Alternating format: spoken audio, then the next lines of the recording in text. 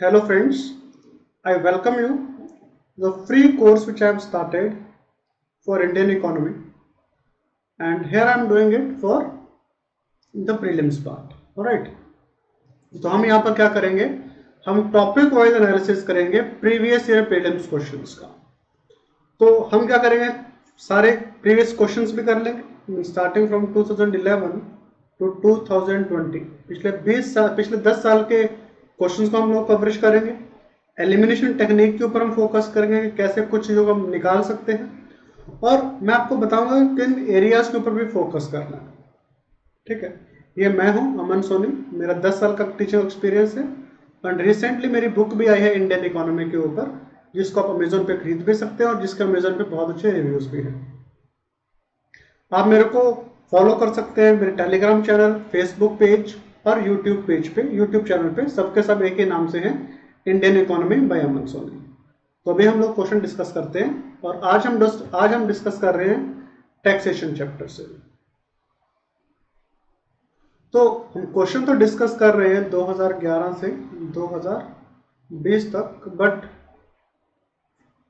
Taxation chapter से 19 and 2020 के अंदर कोई क्वेश्चन नहीं पूछा गया था। तो हम डायरेक्टली 2018 के क्वेश्चन के ऊपर आ रहे हैं। ऑलराइट, तो क्वेश्चन है कंसिडर द फॉलोइंग आइटम्स, और ये सारे का सारा कोर्स आपको बाइलिंगुअल मिलेगा, because I am doing it bilingual so that even students from north India as well as my South Indian students from Hyderabad and Trivandrum, they are also benefited from this. Alright, तो question ये है consider the following statements, है क्या, serial grains hulled, chicken eggs cooked, fish processed and can, newspapers containing advertising material. बताना क्या है, विच of the above items is exempted under GST. इसमें से इन चार में से कौन सी वो आइटम है जिसके ऊपर जीएसटी नहीं लगती। तो फर्स्ट है cereal grains hulled, yes, cereals के ऊपर, पल्सेस के ऊपर, इनके ऊपर जीएसटी नहीं लगता। ओके, तो ये तो एग्जेम्प्टेड है। फिर है चिकन एग्स कुक्ड, देखो एग्स एंड फिश, इन दोनों के ऊपर जीएसटी नहीं लगेगा। बट पॉइंट इज ये एग्स जो है वो रॉ होने चाहिए और फिश भी रॉ होनी चाहिए। बट यहां पर क्या लिखा है, चिकन एग्स कुक्ड। अब चिकन एग्स कुक्ड है तो it means either they are in boiled form, और या फिर उनकी ऑमलेट बनी हुई है। तो बॉइल्ड हो या ऑमलेट हो, वो हमें रॉ में नहीं मिलेंगे, वो हमें किसी रेस्टोरेंट से ही मिलेंगे। तो ऑब्वियसली अगर रेस्टोरेंट में मिलेंगे तो वहां पर तो जीएसटी लगेगा। तो ये जीएसटी में इंक्लूडेड नहीं है, इसके ऊपर जीएसटी एग्जेम्प्टेड नहीं है, इसके ऊपर जीएसटी लगेगा। Fish processed and canned, look, canned और प्रोसेस्ड फिश हमें एक फूड प्रोसेसिंग इंडस्ट्री से ही मिलेगी। जैसे आजकल आपने ऐड देखा होगा ना, लिशियस का ऐड आता है, तो फूड प्रोसेसिंग इंडस्ट्रीज ही हैं जो हमें प्रोसेस्ड फूड, प्रोसेस्ड और कैंड फिश देंगी। तो ऑब्वियसली अगर आउटपुट फूड प्रोसेसिंग इंडस्ट्री का है तो यहां पर भी जीएसटी लगेगा, तो ये एग्जेम्प्टेड नहीं है। न्यूज़पेपर्स कंटेनिंग एडवर्टाइजिंग मटेरियल, इसके ऊपर भी जीएसटी लगेगा, तो ये भी एग्जेम्प्टेड नहीं है। तो पॉइंट ये है कि 2018 में यह क्वेश्चन क्यों पूछा गया, बिकॉज 2018 में जीएसटी एक करंट अफेयर्स टॉपिक था। अगर जीएसटी पिछले 5-6 साल से ही करंट अफेयर्स है, तो जीएसटी से either we expect a question in prelims और we always expect a question in mains. तो ये हमेशा कर लिया करो कुछ भी अपडेट हो तो 2018 में करंट में था, इसलिए क्वेश्चन पूछा गया।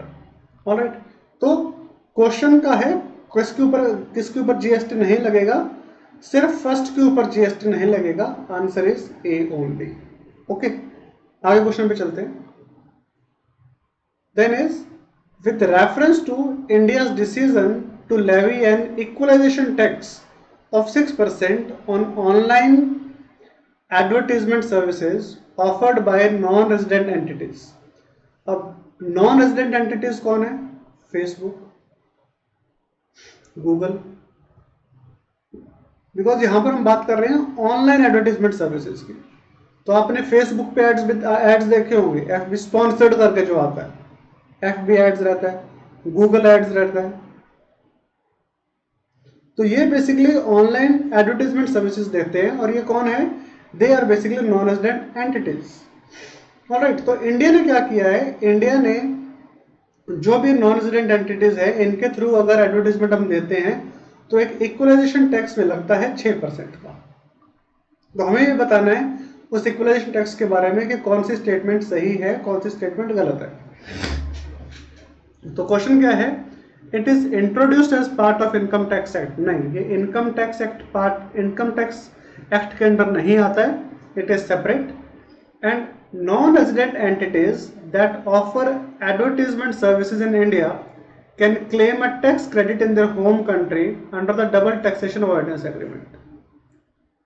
लुक, इसके अंदर टैक्स क्रेडिट तब ले पाते under double DTA, under DTAA इसका टैक्स क्रेडिट हम तब ले पाते अगर ये भी इनकम टैक्स के अंडर आता। बट ये खुद एक इनकम टैक्स एक्ट के अंदर नहीं आता, ये इनकम टैक्स नहीं है। तो अगर ये यहाँ पर इनकम टैक्स में काउंट ही नहीं होता तो हम कैसे दूसरी कंट्री के अंदर DTAA के अंदर इसमें इनपुट टैक्स क्रेडिट ले सकते हैं, हम नहीं ले सकते। Point is, if it was a part of income tax here in India and it is also part of the income, same income is taxed in US also under income tax, then obviously the company can claim input tax credit under double taxation avoidance agreement. But ये income tax act के अंदर आता ही नहीं है तो कैसे claim करेंगे, we cannot claim. So even this statement is wrong. So both statements are wrong. We have to tell the correct statement. We need to look at this very carefully कि are they asking correct or are they asking incorrect. जल्दबाजी नहीं करनी है यहाँ पर, we don't have to be in a hurry. So both are not correct, so answer is D. Alright, so this question is D answer. Next question is regarding agriculture chapter, and this question is regarding edible oils. Edible oils, again it is a part of current affairs of that year, because that year the edible oils import increased. So question है, consider the following statements. The quantity of imported edible oils is more than the domestic production of edible oils in the last 5 years. बिल्कुल सही बात है। अभी actually whatever is the total demand का we are importing 60% and 40% of the demand is met by domestic production in case of edible oil. Alright, so this is correct that quantity of imported edible oil is more than the domestic production of edible oils in the last 5 years. This is correct. And the government does not impose any customs duty on all the imported edible oils as a special case. ये बिल्कुल भी ये statement बिल्कुल गलत है, क्योंकि government is imposing a import duty of anything around 25 to 30% on edible oils. Rather farmers ने तो यहां तक कहा था that increase this import duty because foreign से जब actually point is in India's case we are not able to produce edible oil. Reason is we are not producing oil seeds. Edible oil में क्या आ जाएगा जो हम खा सकते हैं, सोयाबीन का ऑयल जो हम रेगुलर रिफाइंड यूज करते हैं, सन ड्रॉप्स, सनफ्लावर का ऑयल जो रहता है, सीसेमम ऑयल रहता है। But actually point is our oil seed production has reduced because the area under oil seed has been taken away by rice and wheat. तो oil seed production कम है तो obviously edible oil production भी कम है। But point ये है कि international area के अंदर एडिबल ऑयल की अच्छी प्रोडक्शन हो रही है, due to which that edible oil is entering India. अब एडिबल ऑयल इंडिया के अंदर एंटर करेगा तो ऑब्वियसली कोई डोमेस्टिक फार्मर से कोई ऑयल सीड्स क्यों खरीदेगा, फॉरेन से सस्ता आ रहा है, it is coming cheap and Indian one is costly. The point is Indian edible oil will be costly if Indian oil seeds are costly, but if foreign oil seeds are cheap, obviously the edible, then obviously the companies which are producing edible oil, they would like to import oil seeds rather than buying it from farmers. Farmer के oil seeds costly, imported oil seeds cheap. तो अगर oil seeds cheap है यहाँ पर तो farmer से कोई नहीं खरीदेगा, तो इसलिए farmers they were demanding that government should increase the import duty. So ऐसा नहीं कि गवर्नमेंट इंपोर्ट ड्यूटी नहीं लगा रही, government is imposing a good enough 25 to 30% import duty लग रही है एडिबल ऑयल के ऊपर। So this statement is wrong. The government does not impose any custom duty. No, government imposes customs duty. So in this case only first statement is correct. Answer is A. फिर है merchant discount rate. Again 2018 पे ऊपर गया हम. Which of the following best describes the term merchant discount rate? It is also called as MDR. तो MDR क्या होता है बेसिकली? पॉइंट इज, आप कभी भी एक शॉप पर अगर जाते हैं, whenever you go to a shop, तो you would be seeing a point of sale machine जहां पर you can swipe your credit card, you can swipe your debit card also. But point is, suppose my credit card is from the bank ICICI, but the person who is having this point of sale machine, the bank account of the merchant, it is Axis Bank. So obviously now Axis Bank is providing this service to the merchant that it can accept even payment from ICICI Bank.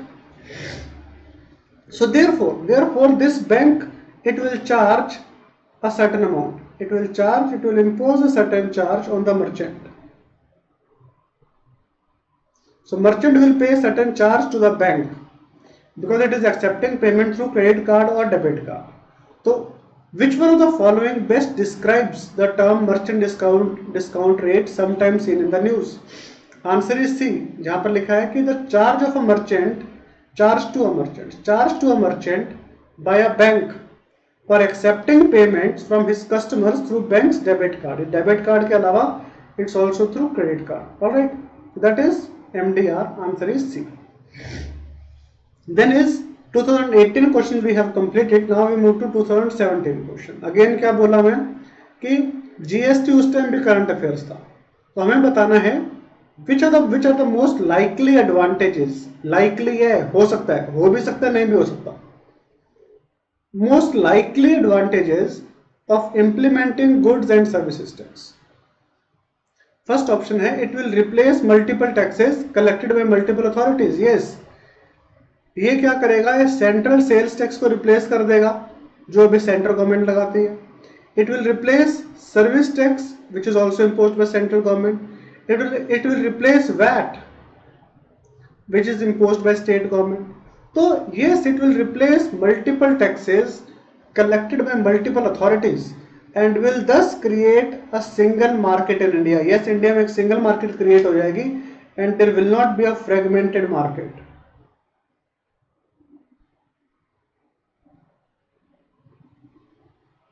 Next question. So ये तो सही है, ये statement correct है. Second statement है it will drastically reduce the current account deficit. You see this. GST के कारण क्या हो रहा है? Because of GST, the tax rates have reduced. Indirect tax rates have reduced. So tax rate percentage और tax rate has reduced. अब tax rate अगर reduce हुआ है goods के ऊपर, तो obviously उनकी final value भी कम हुई है. Final value reduce हुई है, तो obviously the export competitiveness will also increase. And if export competitiveness increase, exports will also increase. If exports increase, current account deficit will reduce and forex reserve will increase. ये सही बात है, सारी बारी बातें सही है, बट प्रॉब्लम है it says it will drastically reduce. ऐसी जो words होते हैं ना, keep in mind these type of words. It will drastically reduce the current account deficit of India and will enable it to increase its foreign exchange reserves. ये statement wrong है, क्योंकि drastically हमें नहीं पता कितना ड्रास्टिकली, हाउ मच ड्रास्टिकली, और whether it will be drastically और not, we don't know. If it was like it may और it will reduce the current account deficit और it may reduce the current account deficit, अगर ये दो words होते तो question फिर भी, तो ऑप्शन फिर भी करेक्ट होता, बट हम वर्ड क्या यूज कर रहे हैं, ड्रास्टिकली. तो ड्रास्टिकली तो भाई ये गलत हो गया था क्वेश्चन, ठीक है. तो ये option is only wrong because of the word drastically. Third है it will enormously increase the growth and size of the economy and will enable it to overtake China in the near future. दो statement से बिल्कुल ही गलत है. First is कि enormously increase कैसे करेगा, हमें पता है कि चलो ठीक है जीएसटी लगेगा तो टैक्स रेट्स कम होंगे, people will consume more, so yes it will increase the growth rate भी बढ़ेगी, it will increase GDP also. दोनों बातें जीएसटी में फायदा करेंगी, अभी नहीं कर रही है, they will do in long term, don't worry, and will enable it to overtake China in the near future. ये तो मतलब बहुत ज्यादा बोल्ड स्टेटमेंट है, तो ये तो हम नहीं कह सकते ना कि अब ओवरटेक करेगा नहीं करेगा, who knows. So this statement is also wrong. Only we have to find out the correct statement. Only one is correct. All right. Then consider the following statements. Tax revenue as a percentage of GDP has steadily increased in the last decade. Look, ये जो question है ना, ये एक trend based question है, and this trend based questions they are liked by UPSC very much. Regularly trend पूछेंगे, किसके trend पूछेंगे? जीडीपी का ट्रेंड पूछ लेंगे, जीडीपी ग्रोथ रेट का ट्रेंड पूछ लेंगे, इन्फ्लेशन रेट का ट्रेंड पूछ लेंगे, फॉरेक्स रिजर्व का ट्रेंड पूछ लेंगे, एग्रीकल्चर प्रोडक्शन का ट्रेंड पूछ लेंगे, फिस्कल डेफिसिट का ट्रेंड पूछ लेंगे, किसी भी चीज का ट्रेंड पूछ सकते हैं. तो बेस्ट इज कि आप जितने भी पैरामीटर्स जीडीपी में है, इकोनॉमी में है, करंट अकाउंट डेफिसिट, एफडीआई, तो जितने भी ऐसे पैरामीटर्स हैं आप क्या कीजिए, उनको गूगल कीजिए और फिर डायरेक्टली इमेजेस पे जाइए. इमेजेस से आपको ग्राफ से आइडिया हो जाएगा कि कंटिन्यूसली बढ़ रहा है, कंटिन्यूसली कम हो रहा है, कि वेरी कर रहा है. एंड इन सबके लिए कर लीजिए, GDP, GDP growth rate, inflation rate, forex reserve, इन सब चीजों के लिए. ठीक है, तो और फिर एक नोट्स बना लीजिए, तो it will really help you guys in this case. Otherwise इन सबके लिए economic survey is also very good option. Alright, तो क्वेश्चन है, consider the following statements. Tax revenue as a percentage of GDP has steadily increased in the last decade. नहीं, tax to GDP ratio India का steadily increase नहीं हुआ है. It hasn't increased steadily, it had gone up, gone down, gone up, gone down, दोनों चीजें हुई है. Alright, this statement is wrong. Fiscal deficit as a percentage of GDP has steadily increased in the last decade. यह statement भी wrong है, क्योंकि fiscal deficit as percentage of GDP has actually reduced in the last decade. All right, so both statements are wrong. Answer is, we have to find out correct statement. Answer is D. All right.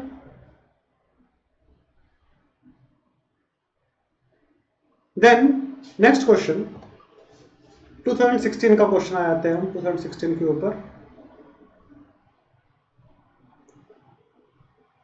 Question है, the term base erosion and profit shifting, it is called BEPS. ये project है actually,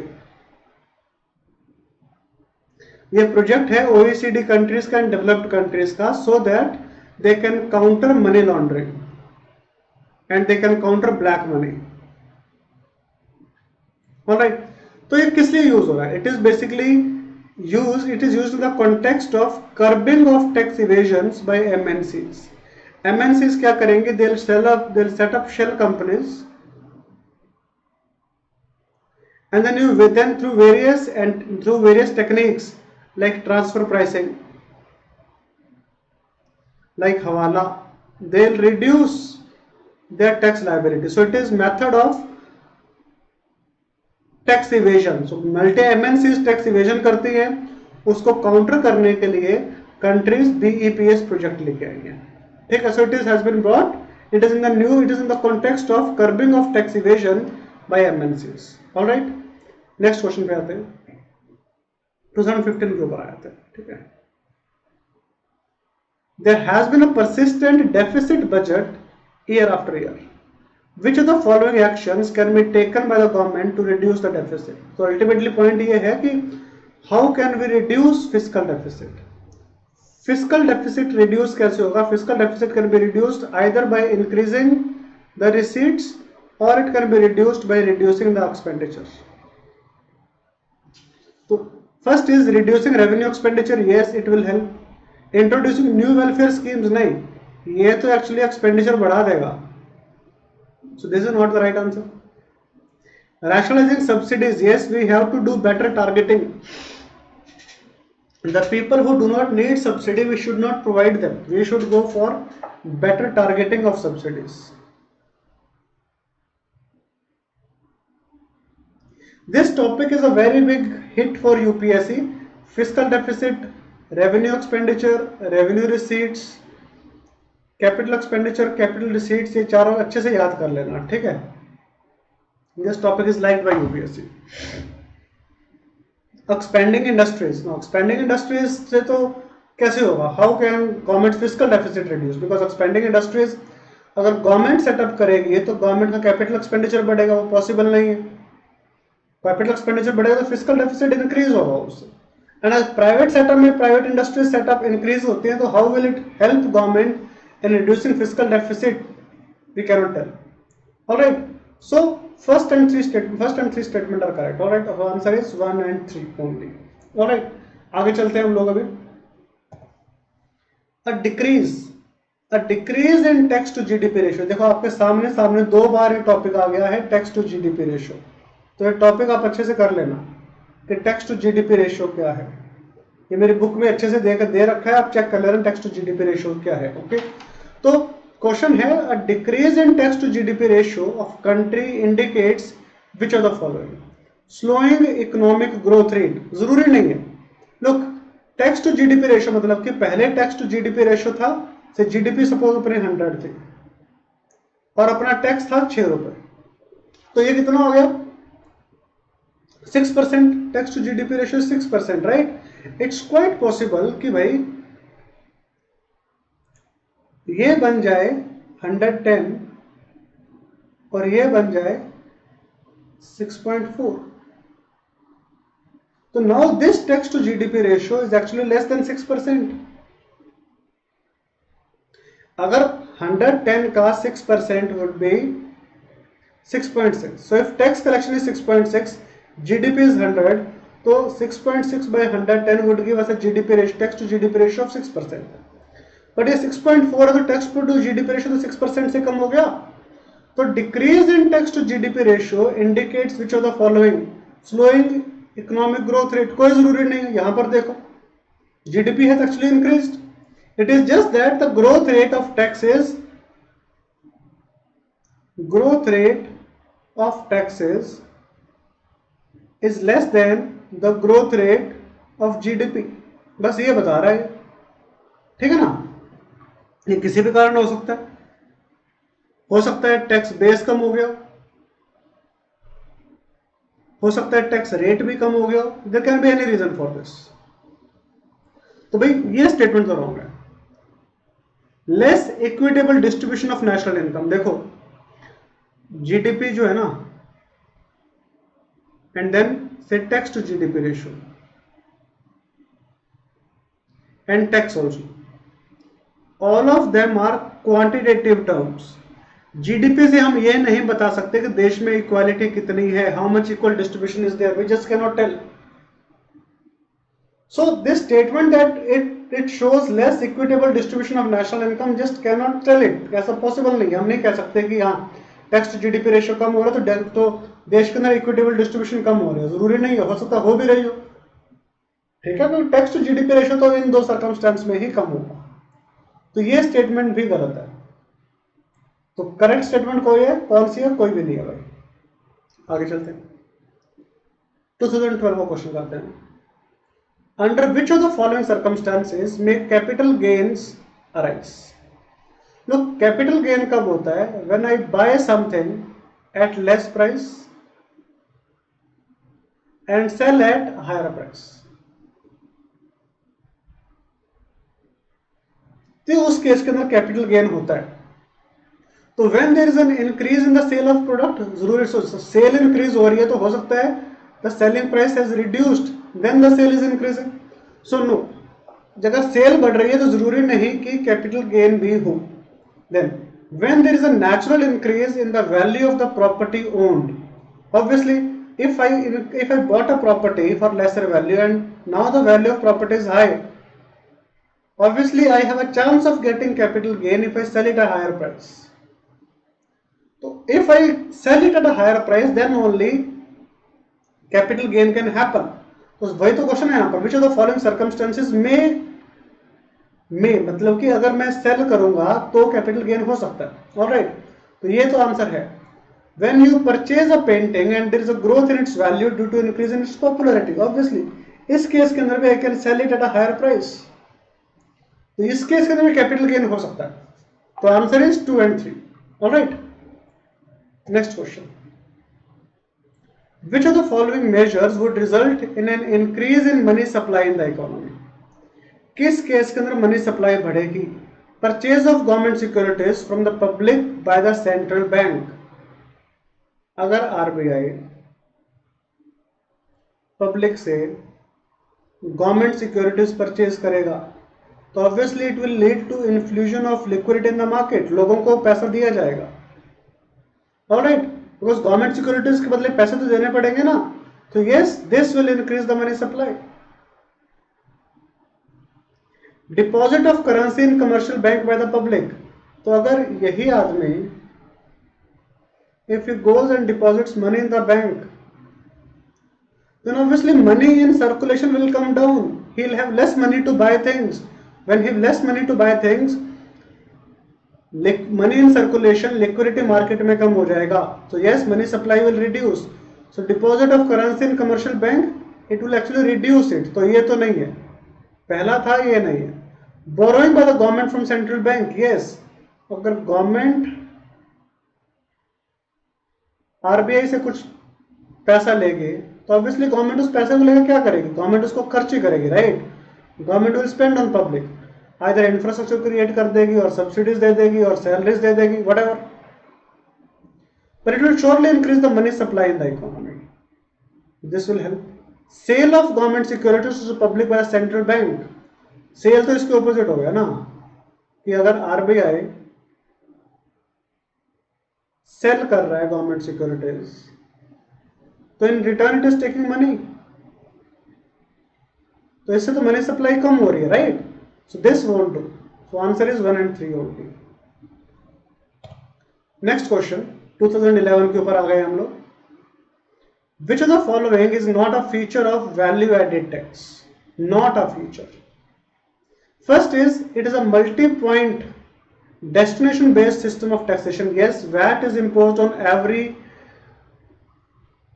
stage of the production process. So it is a multi point destination based system of taxation. ये statement सही है. It's a tax levied on value addition. ये बात भी सही है. At each stage of the transaction. ये भी सही है. In the production distribution chain. ये भी सही है. So this statement is correct. It's a tax on the final consumption of goods or services and must be ultimately borne by the customer. Yes, indirect tax है ना ये. तो yes, it is a tax on final consumption of goods और services and must be borne by the customer. Yes, सही है, क्योंकि बाकी हर एक स्टेज के ऊपर इनपुट टैक्स क्रेडिट मिल जाता है. वैट के हर स्टेज पर आईटीसी मिल जाता है, बट ओनली कस्टमर स्टेज के ऊपर इनपुट टैक्स क्रेडिट नहीं मिलता. So ultimately the burden has to be borne by the customer. So it is a tax on the final consumption of goods और services and must be ultimately be borne by the consumer. This statement is correct. It is basically subject of central government. नहीं, VAT जो है ना, VAT it is imposed on intra-state sale. Intra-state sale कह लो, intra-state trade कह लो, कुछ भी कह लो. मतलब कि when seller and buyer both are in same state, कि seller जो है सामान का वो भी यूपी में है और जो बायर है वो भी यूपी में. दोनों अगर सेम स्टेट के अंदर है तो उसको बोलते हैं इंट्रा स्टेट सेल और इंट्रा स्टेट ट्रेड. तो हमारा जो कॉन्स्टिट्यूशन है वो ये बोलता है कि भाई we have 7th schedule. 7th schedule बोलता है 3 लिस्ट बांट लो, ठीक है, union list, state list and concurrent list. तो ये जो इंट्रा स्टेट जो है ना, फाइनेंशियल पावर्स के अंदर it has been distributed. When if we discuss the distribution of financial powers between centre and state, तो स्टेट को यह पावर दी गई है that state will tax intra state sale और ट्रेड. ऑलराइट, तो मैं क्या बोल रहा हूं, 7th शेड्यूल ने 3 लिस्ट दे दी है और 7th schedule also talks about distribution of powers.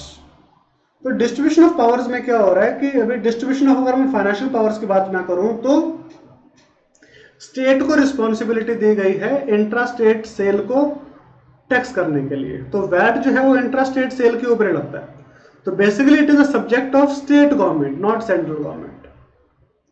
And the state governments are only a facilitator in its successful implementation. ये गलत है, क्योंकि ये तो चलो सही है, state governments they act as facilitator क्योंकि उनका ही सब्जेक्ट है, but it is a subject of state government, not central government. All right, that completes discussion of question number 2, question from 2011 also.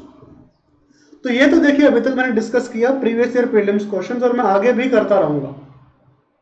मैं बाकी अपनी फ्री सीरीज भी लेके आया हूं, जिसमें मैं इस साल के प्रीलिम्स के लिए कंसेप्ट्स भी डिस्कस करूंगा, करंट अफेयर्स भी डिस्कस करूंगा, इस साल का इकोनॉमिक सर्वे और बजट भी डिस्कस करूंगा।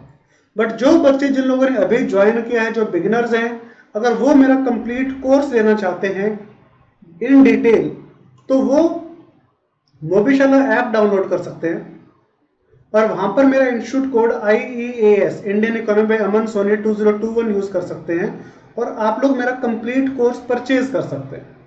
तो अगर आप मेरा कोर्स ले लेंगे और साथ में अगर आप बुक में भी मेरी पढ़ लेंगे, तो इसके बाद आपको इकोनॉमी में कोई भी दिक्कत नहीं होगी। I can guarantee you this. But obviously but इससे सिर्फ इकोनॉमी पूरी कंप्लीट नहीं होगी, ये आपका कंसेप्ट क्लियर कर देगा। कंसेप्ट क्लियर हो जाएंगे तो आपको एडिटोरियल पढ़ने में कोई प्रॉब्लम नहीं आने वाली है। कंसेप्ट आपके क्लियर हो जाएंगे तो आपको करंट अफेयर्स में कोई प्रॉब्लम नहीं आने वाली है।